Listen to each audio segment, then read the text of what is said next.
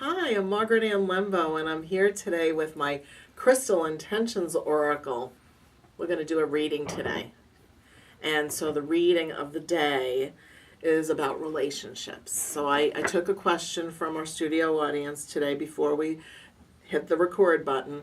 And this question has to do, came from a widow who is contemplating whether the time has arrived in her life to be even open to allow for a new relationship to arrive and to become one. So this applies, whatever this reading ends up being, whether you're widowed or you finally are thinking about, oh, maybe I'll let you've been single for a while and you're thinking of letting a relationship into your life, it will apply, okay?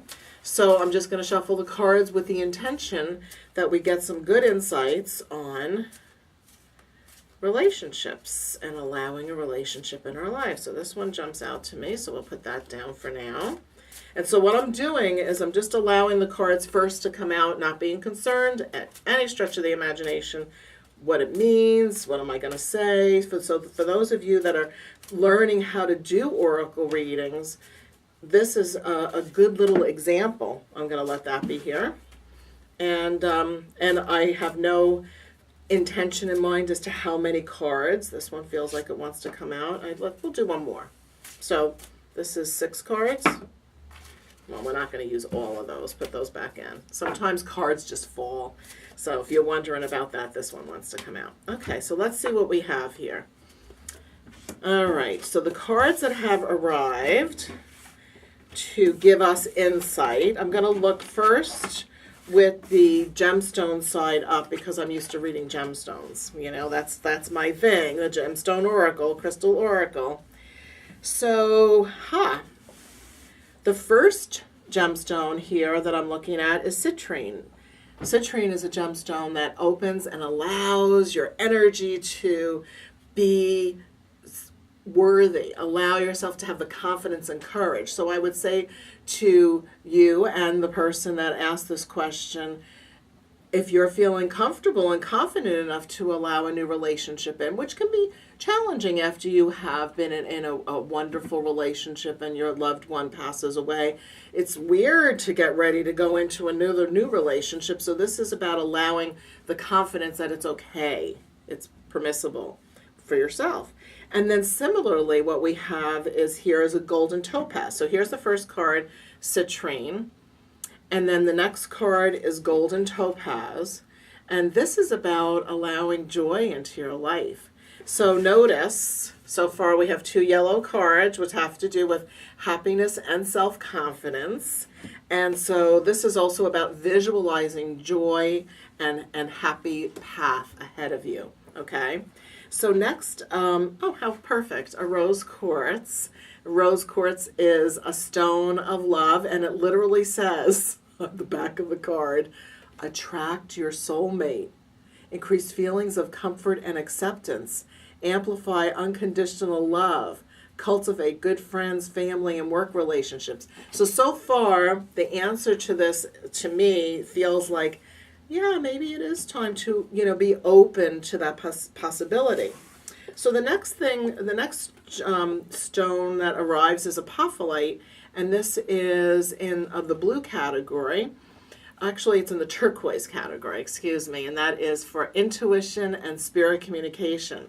So this has to do with allowing yourself to be into contemplative thought, allowing yourself to really contemplate your life and feeling what it might be like to allow this into your life, and how you might even want to access connecting with either if in the case of a widow or widower, your loved one that's already passed, to also get the sense of whether they're feeling comfortable with you moving on too, and that way you feel like it's okay. Because, I guess it might feel like almost like you're cheating on someone, even though they've passed over, they still want you to be happy, right?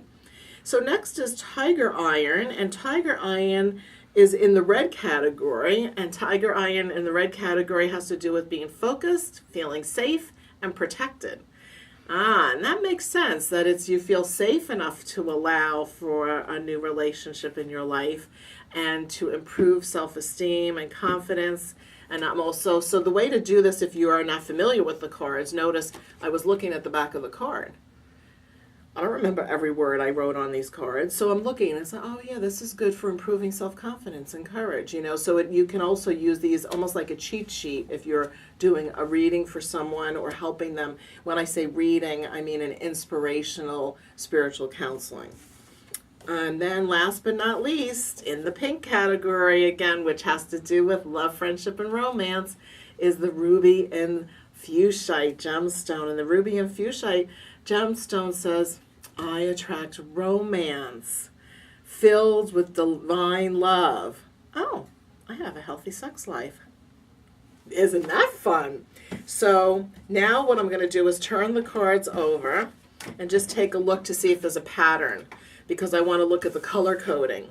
And I see there's 2 yellow, which has to do with happiness and self-confidence.